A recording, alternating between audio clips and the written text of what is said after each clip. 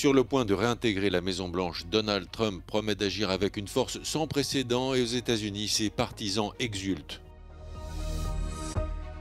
À quelques heures de la cérémonie d'investiture, de nombreux sans-papiers se préparent à de possibles expulsions. Trump a promis d'expulser 13 millions de personnes du pays. Première nuit dans le calme pour les Palestiniens de Gaza. Certains sont rentrés chez eux, mais les destructions sont parfois totales. La trêve et les 3 premières libérations d'otages du Hamas plongent les Israéliens dans un sentiment partagé entre le soulagement et l'abattement. Israël a libéré 90 Palestiniens de prison au 2e jour du cessez-le-feu à Gaza. Les détenus concernés sont tous des femmes et des mineurs. Ouverture du Forum économique de Davos, les participants veulent placer l'humain au cœur des réflexions.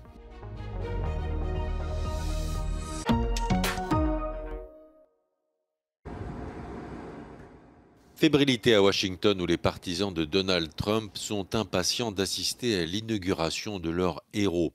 Le 2e mandat du milliardaire débutera à midi heure de Washington, soit 18 heures en Europe occidentale. Pour son retour au pouvoir, Donald Trump promet d'agir à une vitesse et avec une force sans précédent pour mettre fin au déclin de l'Amérique. He never caused a single war. He ended wars, so I think that's a plus for anything, you know? It's returning to strength and returning to getting stuff done, returning to actions, returning to stability. And that's something we haven't seen in 4 years, and that's something that we need. With everything going on in the Middle East, in Eastern Europe, at the southern border, we need strength and stability, and that's what we're getting. Des millions de téléspectateurs à travers le monde vont assister à l'inauguration du 47e président des États-Unis. Donald Trump deviendra le premier chef d'État américain à servir 2 mandats non consécutifs. À quelques heures de la cérémonie d'investiture de Donald Trump, de nombreux immigrés en situation irrégulière aux États-Unis se préparent à des arrestations massives, comme ici à Chicago, dans le nord du pays. Procuration, garde des enfants ou encore installation de caméras de sécurité. Toutes les précautions sont prises en cas d'une possible déportation. Tengo 27 años aproximadamente aquí en Chicago. Ellos son nacidos aquí en Estados Unidos, aquí en Chicago. Tengo un poco de miedo porque pienso en mis hijos, que por decir ellos que están en escuela, si un día yo soy aprendida por ICE, cómo les van a avisar a ellos, quién los va a recoger de la escuela, y pienso que sería un trauma para mis hijos. Ce dimanche, lors d'un meeting avec ses partisans, Donald Trump a promis des mesures drastiques dès son entrée en fonction, à commencer par l'immigration. Le président élu a répété à plusieurs reprises vouloir expulser jusqu'à 13 millions de personnes du pays. À Chicago, considérée comme l'une des grandes villes sanctuaires des États-Unis, les agents fédéraux prévoient initialement de cibler plus de 300 personnes ayant des antécédents criminels violents. Mais d'autres personnes sans statut juridique, y compris des conjoints ou des colocataires, pourraient également être arrêtées. De nombreuses villes dites sanctuaires où les autorités locales refusent d'appliquer la législation fédérale sur les expulsions ont d'ores et déjà déclaré qu'elles ne coopéreraient pas avec l'administration Trump. Des Palestiniens de Gaza ont exprimé leur soulagement ce lundi après avoir dormi pour la première fois depuis plus d'1 an sans la peur d'être bombardés. Beaucoup sont rentrés chez eux, mais pour la plupart ont constaté l'étendue des destructions provoquées par 15 mois de guerre intensive. اليوم وقف اطلاق النار انبسطنا كثير كان يوم من غير قصف من غير زنانات قد ايه مبسوطين احنا والطنيات عشان تعبنا كثير من الحرب والدمار اللي حوالينا تعبنا من القصف كثير اهل رفح تبهدلوا شردوا كثير مشينا كثير خفنا على حبايبنا كثير بس الحمد لله كان احساسنا كثير كويس ان احنا طلعنا بالسلامه وان شاء الله دائما نطلع بالسلامه وان شاء الله بنعود على اراضينا ان شاء الله. Selon l'ONU, la bande de Gaza compte plus de 2 millions de déplacés, soit 90% de sa population. Toutes les familles se demandent si cet accord de cessez-le-feu apportera plus qu'un arrêt temporaire des combats. Autre question, qui pour gouverner l'enclave et enfin comment la reconstruire? Dans un récent rapport, l'ONU souligne que la reconstruction pourrait prendre près de 350 ans si Gaza reste encore sous blocus israélien.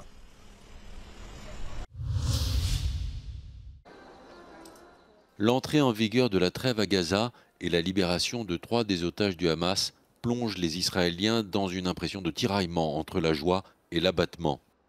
הרגשות מעורבים, כי כל עם ישראל וגם אנוכי עברנו תקופה מאוד קשה ועדיין ליבנו דואב לגבי כל הפצועים והחללים שאיבדו את נפשם למען החזרת החטופים, למען קיום המדינה אולי. Les 3 femmes libérées par le Hamas ce dimanche ont passé 471 jours de captivité dans la bande de Gaza. Elles sont hospitalisées et sont, selon un médecin, dans un état stable. Après leur libération, Israël a relâché 90 détenus palestiniens. L'accord prévoit 42 jours de trêve et pendant ce délai, la libération de 33 otages prisonniers à Gaza en échange de près de 1900 détenus palestiniens. Selon Tsahal, 3 ou 4 femmes enlevées seront libérées chaque semaine et le prochain échange devrait avoir lieu samedi.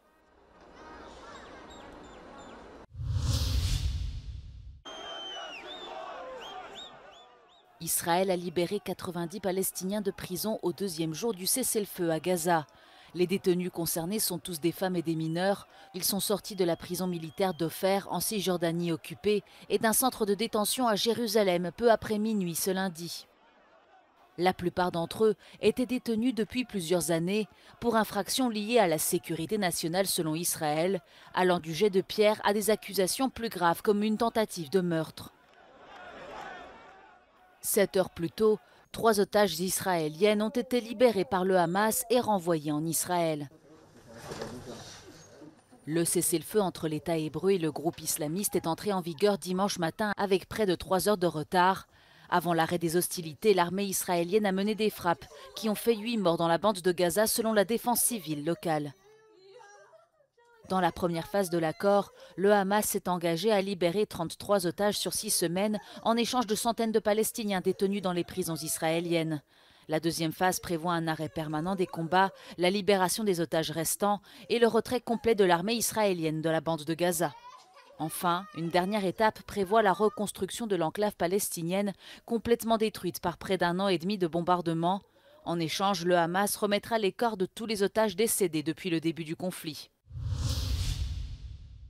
Around 3,000 participants from around 130 countries are gathering here in Davos for the World Economic Forum Annual Meeting 2025. Among those attending, over 300 governmental officials, including 60 heads of states and governments.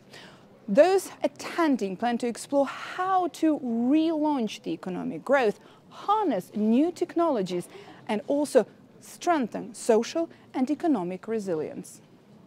We've identified 5 key themes that are critical here. I think first is around reimagining growth and what we need to do, recognizing the kind of slow growth, high debt environment we're currently in. How do we actually break this cycle and take advantage? I think really important here is actually to understand, what drives growth. And this is, we need growth that's basically resilient, that puts people first, it's sustainable, and that this is what we need to, actively think about. It's not just growth for growth's sakes, but actually growth to actually improve people's well-being, their lives, and common prosperity. According to the latest Global Risks report, the state-based armed conflict is the top imminent risk for 2025, followed by extreme weather events and geoeconomic confrontation. Yeah, one of the things that we'll be looking at is active commitments that companies and governments make to collaborate around these specific areas. That might be around, the reskilling revolution, around trade facilitation, around developing industrial clusters. And so we'll be measuring our own impact by looking at these concrete areas where people have actively committed to investing more and contributing and working together to advance these common areas.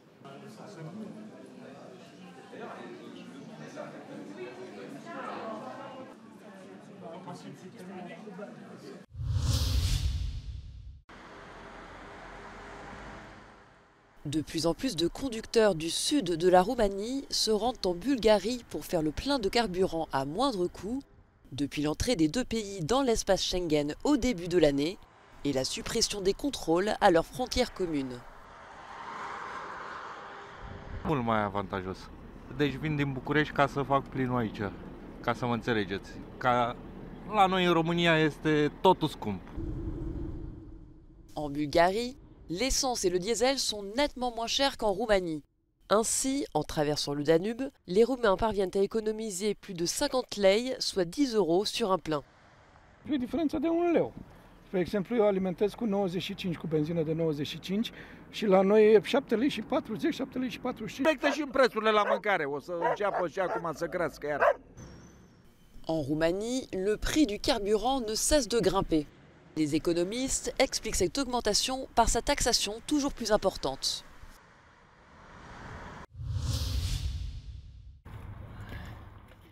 À Moscou, le traditionnel bain de l'Épiphanie ne ressemble pas cette année à l'image d'Épinal. Il fait trop chaud dans la capitale russe et les croyants moscovites sont privés des trous dans la glace pour le rituel de janvier. Le 19 janvier, les chrétiens orthodoxes célèbrent l'Épiphanie et commémorent le baptême de Jésus dans le Jourdain. Le bain dans l'eau froide est censé renforcer le corps et l'esprit et d'ordinaire, l'alliance de l'eau et la glace amplifie le symbole. Средняя температура существенно превысит норму. Для сравнения, для примера, в Санкт-Петербурге оттепель, в Москве оттепель, а в Южной России температура даже плюс 5, плюс 10 будет. Le ministère russe de la Défense diffuse des images de soldats observant le rituel du bain de l'Épiphanie. L'Église orthodoxe russe soutient le Kremlin depuis le début de l'invasion de l'Ukraine à grande échelle lancée en février 2022.